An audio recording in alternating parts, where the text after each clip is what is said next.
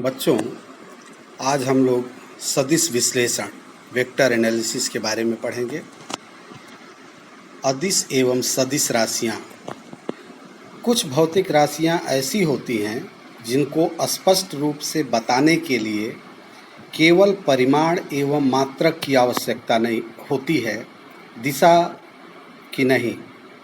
ऐसी भौतिक राशियों को अदिश राशियाँ कहते हैं, जैसे चाल, घनत्व, आयतन, कार्य, लंबाई, शक्ति, विद्युत धारा, विद्युत विभव आदि अदिश राशियाँ हैं। इसी प्रकार कुछ भौतिक राशियाँ ऐसी होती हैं जिन्हें स्पष्ट रूप से व्यक्त करने के लिए परिमाण एवं मात्रक के साथ ही उनकी दिशा का बताया जाना भी आवश्यक होता है। ऐसी भौतिक राशियों को सदिश राशियाँ वेक्टर क्वांटिटीज़ कहते हैं, जैसे विस्थापन, वेग, बल, विद्युत क्षेत्र की तीव्रता, चुंबकीय क्षेत्र की तीव्रता, गुरुत्वीय क्षेत्र आदि। सदिश राशियों का निरूपण। सदिश राशियों को सदैव एक तीर द्वारा प्रदर्शित किया जाता है, जिसमें तीर की लंबाई उस भौतिक राशि के परिमाण अर्थात आंकिक मान को व्यक्त करती है एवं नोक उसकी दिशा को व्यक्त करती है। यदि किसी सदिश राशि का परिमाण a है तो उसे a के ऊपर एक तीर का निशान प्रदर्शित करते हुए लिखते हैं और वेक्टर a पढ़ते हैं। यहाँ एक तीर प्रदर्शित है जो वेक्टर a को व्यक्त कर रहा है। इस तीर का जो प्रारंभिक बिंदु होता है, इसे प्रारंभिक बिंदु, इनिशियल पॉइंट या पुच्छ, टेल कहते हैं, जबकि तीर की नोक को शीर्ष या बाणाग्र कहते हैं। स्थिति एवं विस्थापन सदिश।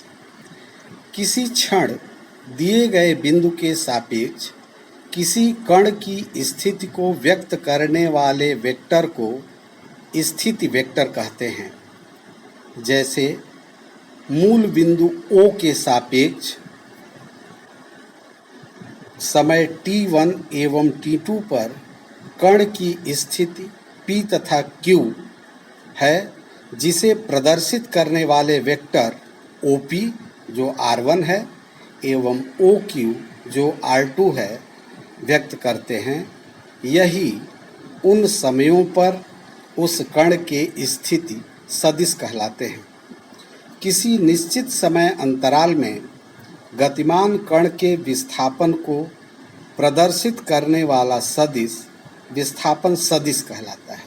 जैसे t2 माइनस t1 समय अंतराल में कण का विस्थापन pq है, जहाँ वेक्टर pq बराबर vector oq minus vector op बराबर r2 माइनस r1 होगा। वेक्टर से संबंधित कुछ परिभाषाएं हैं। समान वेक्टर, इक्वल वेक्टर, ऐसे दो वेक्टर जिनके परिमाण भी बराबर हों और दिशाएं भी एक समान हों, उन्हें समान वेक्टर कहते हैं। जैसे इस चित्र में वेक्टर a एवं b लंबाई और दिशा में समान हैं, इसलिए वेक्टर a बराबर वेक्टर b है। विपरीत वेक्टर, अपोजिट वेक्टर, ऐसे दो वेक्टर जिनके परिमाण बराबर हों लेकिन दिशाएं एक दूसरे के विपरीत हों, विपरीत वेक्टर कहे जाते हैं। जैसे चित्र में प्रदर्शित वेक्टर c और d लंबाई में तो समान हैं लेकिन उनकी दिशाएं विपरीत हैं, अतः vector c equal to vector minus d या d equal to minus vector c। तीसरा है, देखिए, एकांक वेक्टर या यूनिट वेक्टर। ऐसा वेक्टर जिसका परिमाण 1 हो एकांक वेक्टर कहलाता है। किसी वेक्टर एक ही दिशा में एकांक वेक्टर ए होता है। एकांक वेक्टर ए को उसी के परिमाण से भाग देने पर प्राप्त हो जाता है।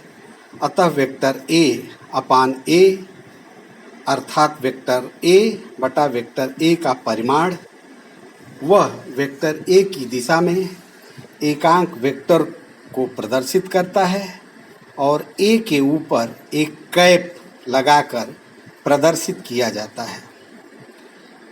लंब कोणिक एकांक वेक्टर।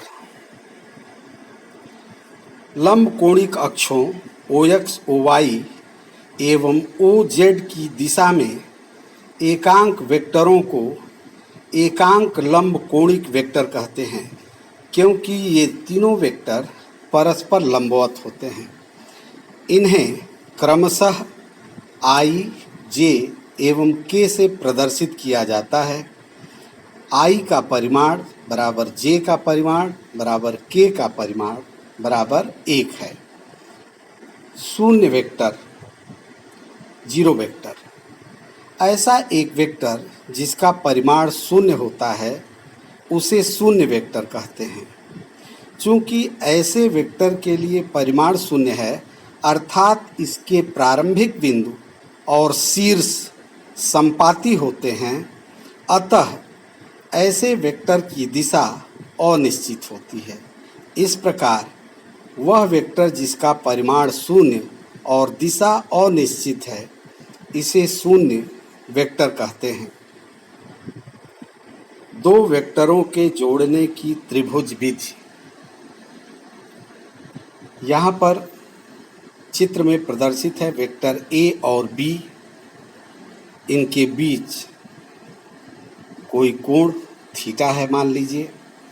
अब इन दो वेक्टरों को जोड़ने के लिए सबसे पहले परिमाण और दिशा सहित वेक्टर ए बना लेते हैं और इसके पश्चात वेक्टर ए के शीर्ष से प्रारंभ करके परिमाण और दिशा सहित वेक्टर बी बना लेते हैं और अंत में वेक्टर ए के प्रारंभिक बिंदु से वेक्टर बी के शीर्ष को मिला देते हैं। इस प्रकार प्राप्त वेक्टर आर ही वेक्टर ए और बी के योग का परिणामी है। इसी प्रकार यदि वेक्टर बी में वेक्टर ए को जोड़ा जाए उसी नियम से तो हमको परिणामी आर डैश प्राप्त होता है। इन दोनों चित्रों से स्पष्ट है कि आर और आर डैश परिमाण में बराबर हैं और दिशाएं भी समान हैं। अतः वेक्टर आर बराबर वेक्टर आर डैश है। इस प्रकार वेक्टर ए प्लस बी बराबर वेक्टर बी प्लस ए। स्पष्ट है कि दो वेक्टरों को क्रम बदलकर जोड़ने पर भी परिणामी अप्रभावित रहता है। इसे वेक्टरों के योग का क्रम विनिमेय नियम कहते हैं।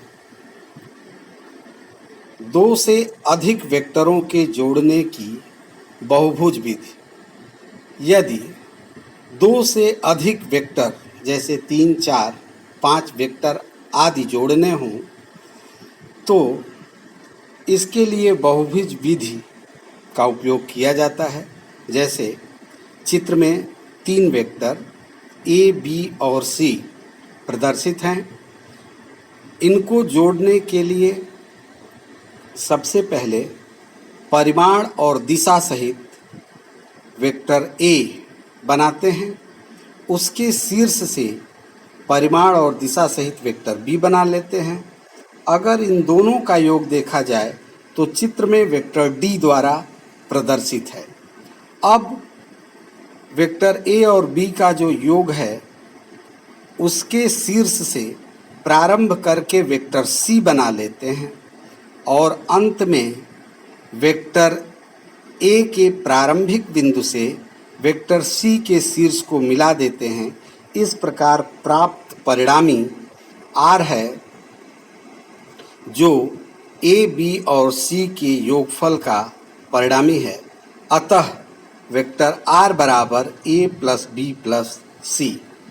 लेकिन चित्र से स्पष्ट है कि वेक्टर r d और c के योगफल के बराबर है या यही a और e के योगफल के भी बराबर है।